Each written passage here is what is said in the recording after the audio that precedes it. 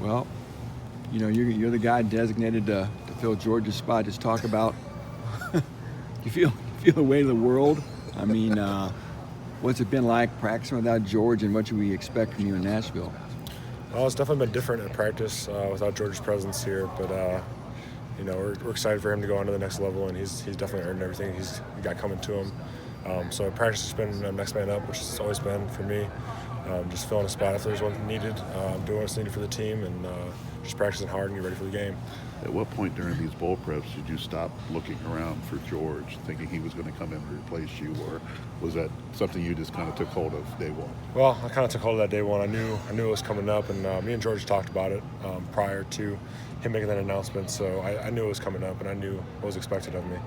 Coach Hagan holds us to a high expectation, so as next man in, he's expecting a lot of everybody out there, not just George. So I'm ready to go. Was George just trying to prepare you for, like, hey, this is now your job? Probably a little earlier than most expected, but now this is your job. Yeah, he was just let me know what he was thinking and what he was doing, so I wasn't blindsided. But yeah, he's just a great guy all through and through. So it was nice of him to give me that heads up. But yeah, I'm ready to go. Like I said, I'm ready to get in there and show what I can do in the bowl game.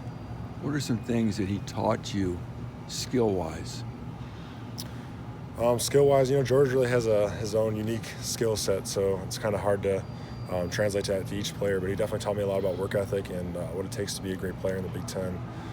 Just watching the film and getting in for treatment and doing extra stuff all the time. So it's more about his work ethic than anything else. Teaching other guys how to work really hard. Just the preparation for the pace that you're going to face with Tennessee's offense. How do you feel like that process has gone? Is it, until you get out there and experience it, is it kind of you're still a little bit unknown? Well, yeah, I think anything you can do to prepare is not going to prepare you for their pace. They're snapping the ball with like 34 seconds left on the clock. So we've been doing a lot of extra stuff we haven't done before in practice to get ready for it. So I think we'll be in good shape for the game. Who's backing you up? Is it Joe Anderson? Yeah, it's Joe Anderson right now. Yep.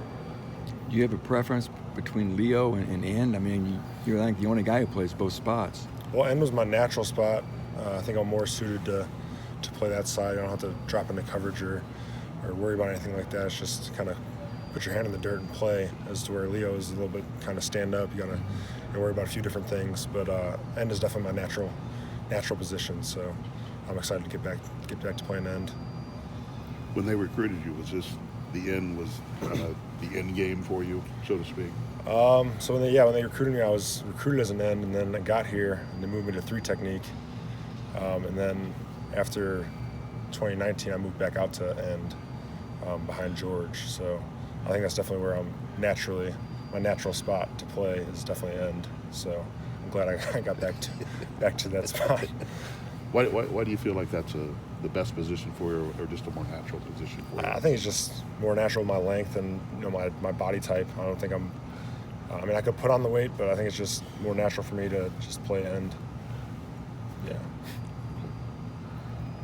Anything else?